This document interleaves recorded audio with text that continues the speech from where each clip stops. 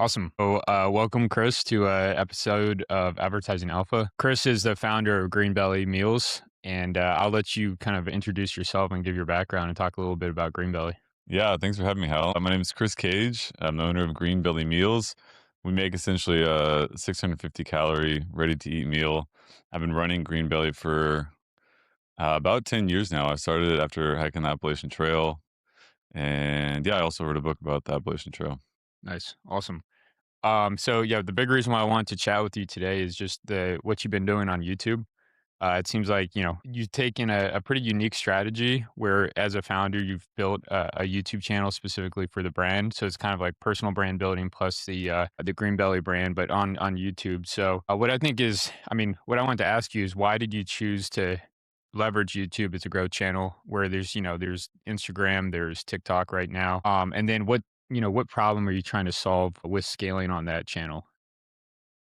Yeah, I think it's probably important to give some context about what I had been doing with Greenbelly to grow Greenbelly. I started off doing a lot of SEO and written content. Or I wouldn't say started off, but that was the main growth channel for Greenbelly's SEO written content. So we'd write anything and everything about hiking, backpacking, anything like that. And that really grew Greenbelly. We got a lot of traffic to our website by doing that. And I wanted to, so I guess my point with that is it was a validated business model. So like I knew that writing content worked and it's what grew Greenbelly to what it is today. But I felt like there was kind of a shelf life with written content. I felt like everybody was doing video. I felt like video is the future.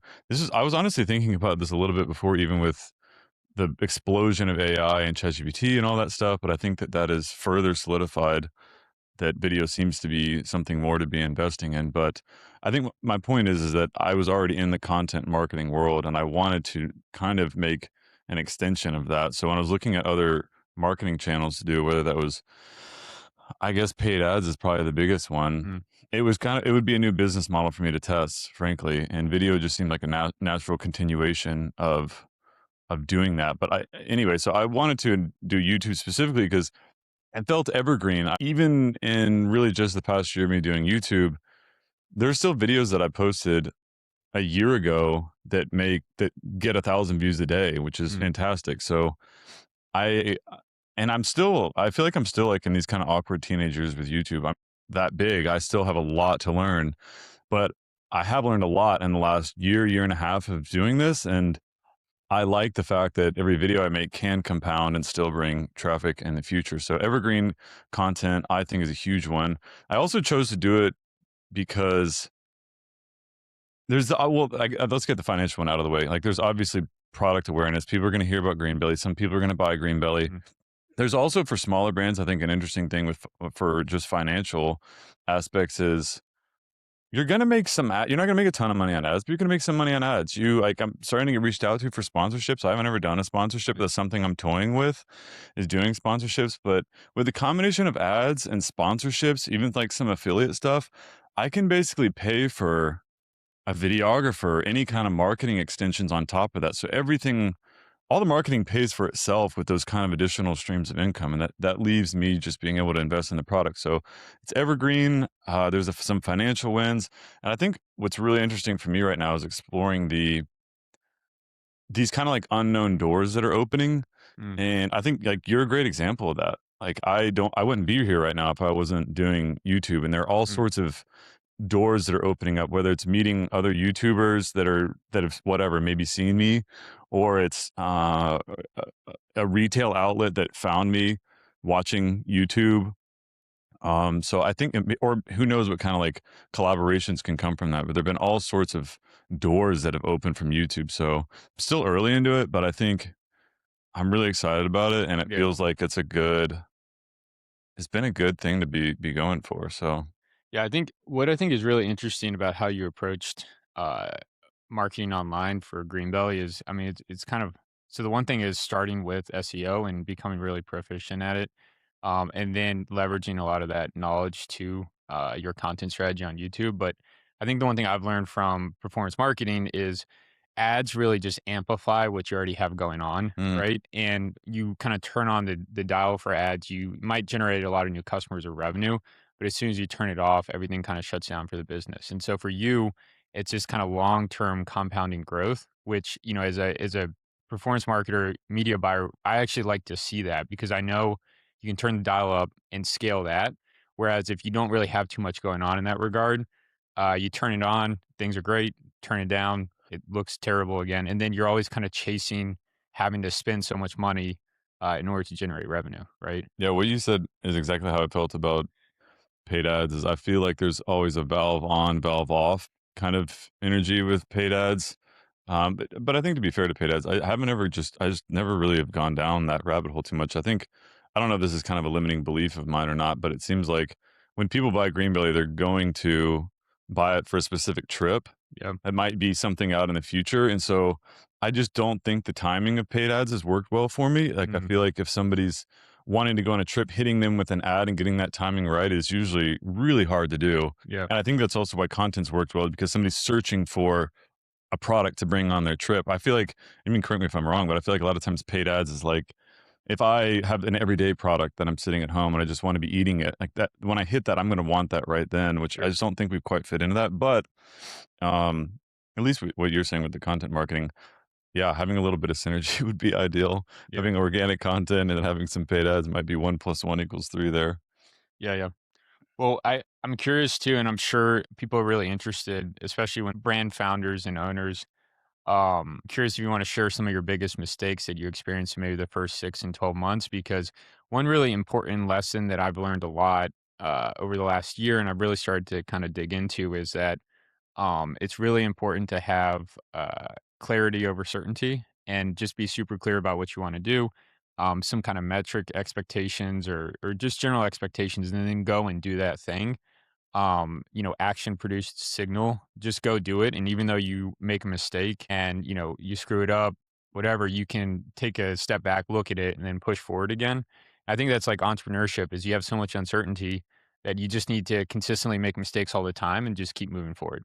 And I think when most people approach activating a new channel, they get too wrapped up in needing to see success quickly Mm, and also like believing that they're going to be able to kind of hit some level of success pretty, uh, with their first take, basically. And there's some like ego wrapped up into it. And the reality is anything you're going to try that's new, you're going to make a lot of mistakes. And the only thing that's important is just how you keep moving forward. So I'm curious about that. It's like what happened at 6 months? What's now happened at 12 months?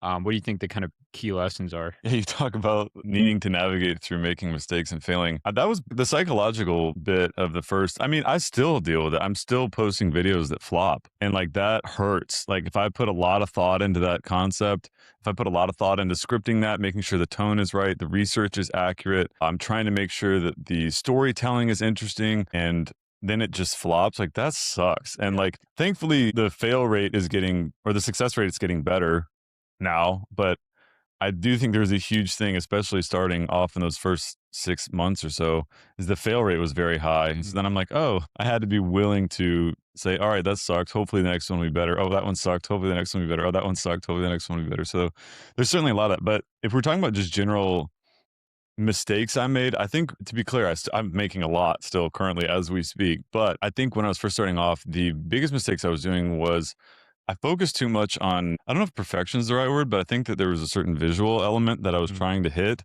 and I wanted it to be like pretty Mhm. because I felt like I'm a brand on here. I need to like make sure it looks nice. And we spent a lot of time looking at making sure the animations were looking pretty and the coloring was nice and all that stuff. And I think at the end of the day, at least where I am now, is I'm really focusing on two metrics. And these two metrics are the things that impact so many decisions I'm making. So, and the two metrics are average view duration or average view percentage, Mm, however you yeah. want to look at it. But so, in other words, when somebody clicks on the video, are they actually going to stay and watch the rest of the video? There's so much that goes into that, which I think is the topic interesting? Like when they're getting there, are they being fulfilled by what they're wanting to see? The other thing is storytelling. Are you navigating them well? And pacing, tone. Are you keeping it interesting? So, I think average view duration trickles down so many other little decisions. If you see that that's low, Mm, you're like, oh, something else is wrong. And the other big metric that I've been focusing on that I was not focusing on at the beginning was click through rate. It's like when somebody sees your packaging, your thumbnail, and your title, is it something that they want to click on or not? And dialing in that image, I'd probably say half of your effort needs to be going into that. It sounds crazy. It's Yeah. like when they say like, oh, half the battle is going to the gym as opposed to working out. It's the same thing with click through rate. It's like half the battle is when Yep. somebody sees that thumbnail, are they going to click on it? And I think I wish in the earlier days I would have focused more on those two things. Yeah, thumbnails are everything. I mean, you think about it, it's pretty intuitive and natural. I mean, you just think about your experience on, let's say, YouTube. You go search something, and then you're trying to scroll through and figure out the best video to watch. You're looking at the thumbnail.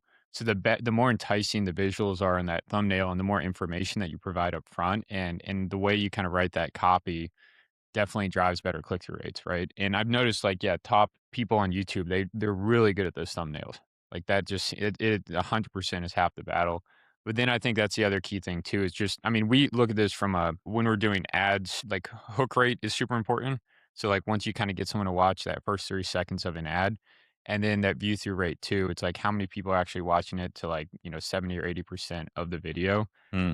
But a lot of that is just how you, to your point, it's like the storytelling, and it's like how you kind of incorporating these elements that keep people wanting to watch more. Like one thing we've learned is you figure out that key moment in the video and you push it to the front as like a preview. Uh, And it's like, we were saying like because you can create another creative with that front loaded. yeah, Yeah. yeah, yeah, that we found to be pretty important. I mean, I'm curious too for you is like your what has been your process to learn about what content works? Like, how do you analyze it? How are you watching it? You've spoke about those two metrics, but is there anything else you're kind of watching these videos to analyze what works and what doesn't? It's interesting you talking about the paid ads because one thing that or I'm reading in between the lines is your feedback loop is almost infinite because you can create so many different pieces of creative on paid ads and you can see like, oh, this one flopped, this one didn't flop. Yeah, So let's test this more. On YouTube, you really don't have as much of that flexibility. You know what I mean? So my feedback loop is slow, right? I'm publishing about 2 videos a month right now. So yeah, if I have a few flops, like that's 6, 8 weeks, of a feedback loop to try to dial that back in for the future videos, yeah, yeah, right? So, I think it is a little bit hard, I think, understanding what went well and what didn't go well, and I think that hopefully in time, that will become more intuitive and there'll be more of a gut instinct about when I see something, I'll be able to know whether that's going to work or not, and I think that that has been building, but I think there's just you gotta get your reps in, I feel yeah. like, you know? I think it's everything. Yeah. I think that's the biggest issue is most people give up too soon, and they don't recognize that like anything you do, you just have to get your reps in. I've heard several people talk about the law of 100, a lot of entrepreneur folks, Yeah. and as it applies to YouTube, I heard so many people saying, including all the big boys, like, you hear Mr. Beast say this all the time. He's like, "Oh, I get asked all the time about what to do with YouTube."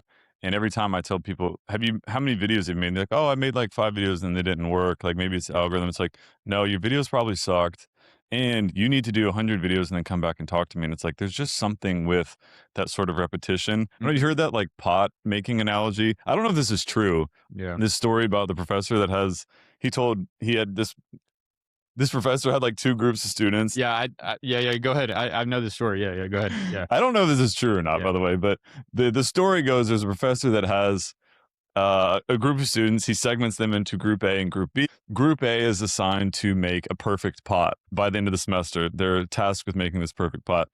Group B is tasked with making as many pots as you can make. And by the end of the semester, Group B not only had made more pots, they had made a better pot. Yes. And obviously, the thing is, it's, reps. Like you're going to see just all these little opportunities to improve the product or the video as you go. Well, it's funny you say that too because I've heard that one, and then another one is Procter and Gamble had like this detergent bottle that they were trying to have this type of nozzle where I don't know, it was a very specialized type of nozzle for the detergent and like how it would flow out, and it was like I don't know, a piece of machinery in their factory, and they did this kind of a similar thing. They had these scientists try to engineer and design the perfect nozzle, and then they had a team of biologists that just iterated really quickly on Yeah. different just, prototypes. Same thing.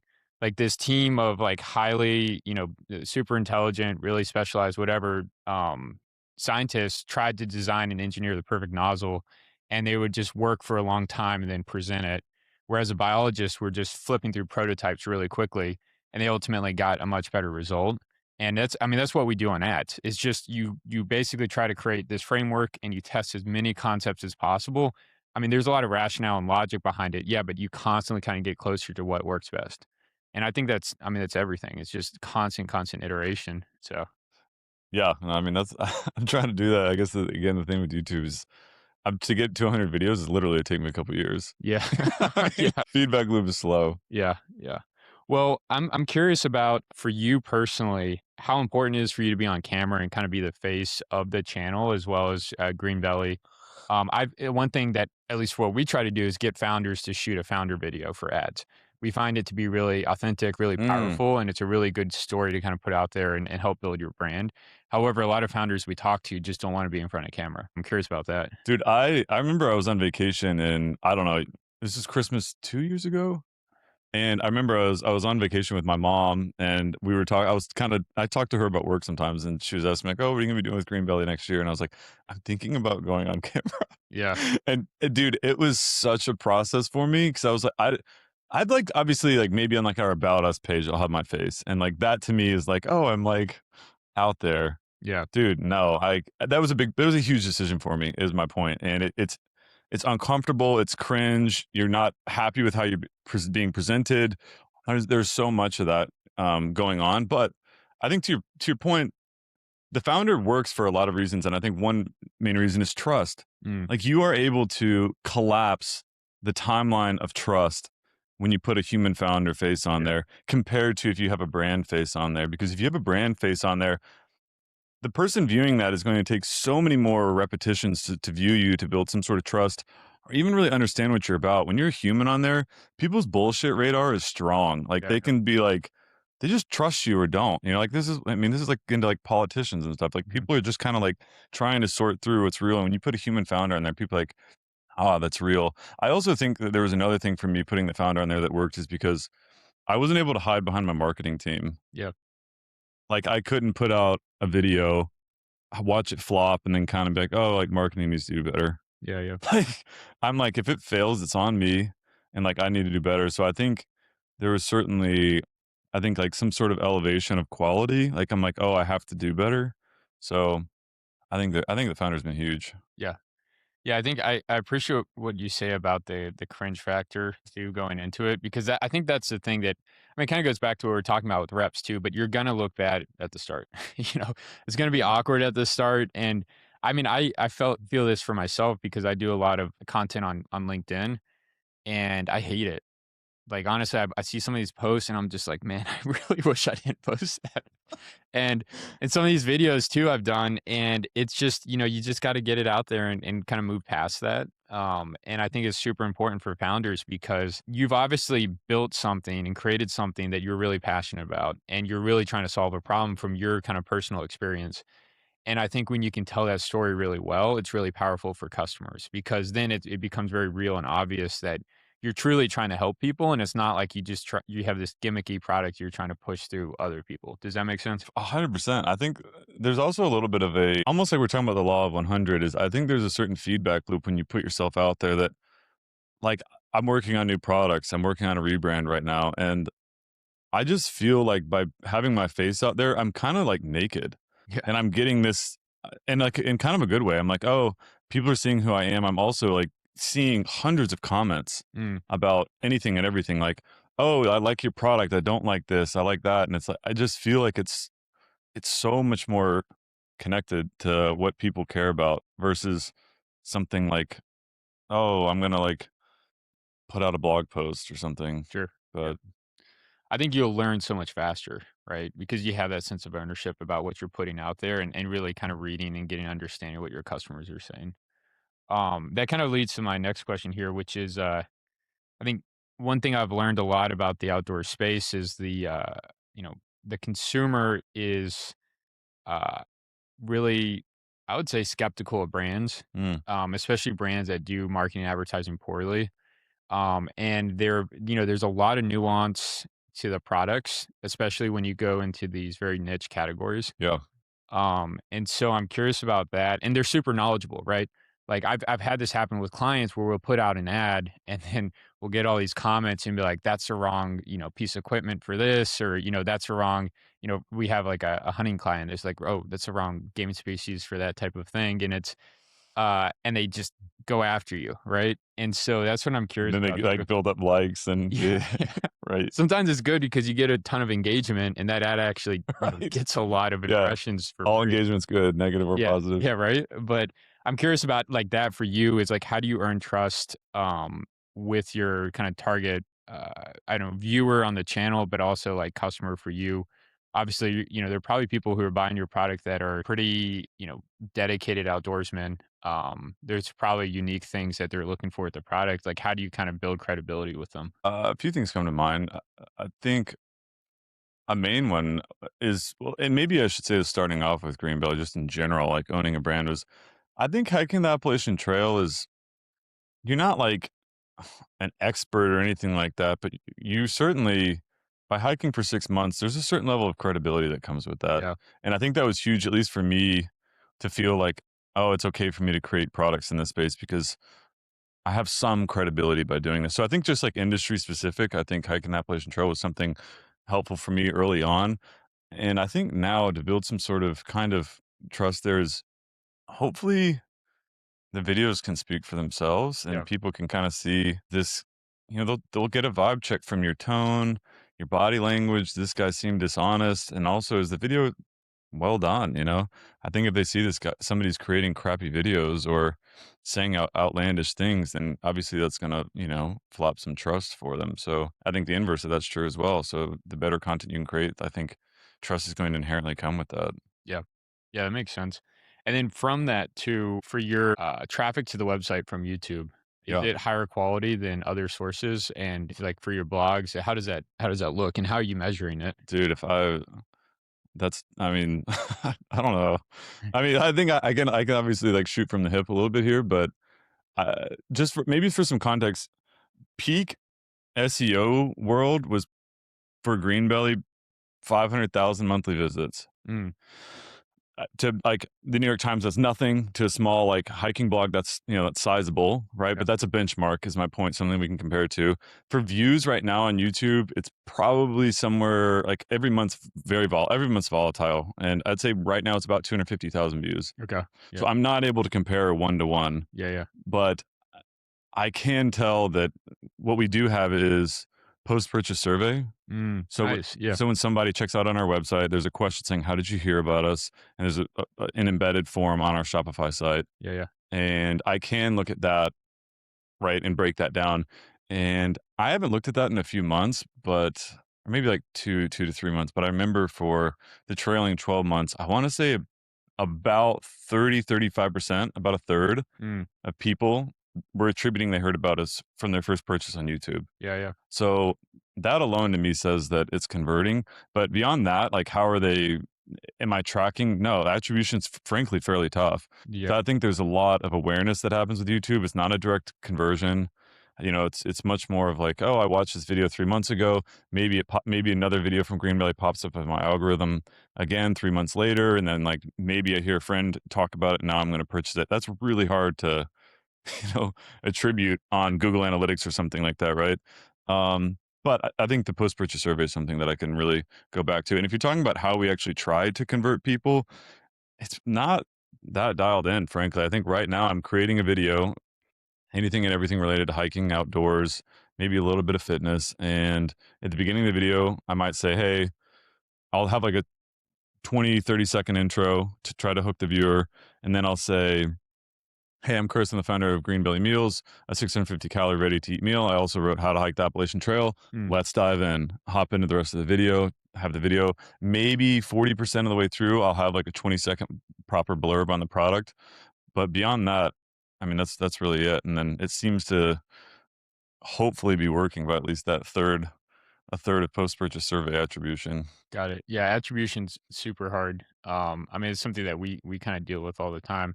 I think we're up on time here, so last thing for where can people find you? Website, Greenbelly Meals, YouTube? You wanna just give a quick blurb? Yeah, you can Google Greenbelly, type Greenbelly in the search engine on YouTube or greenbelly.com.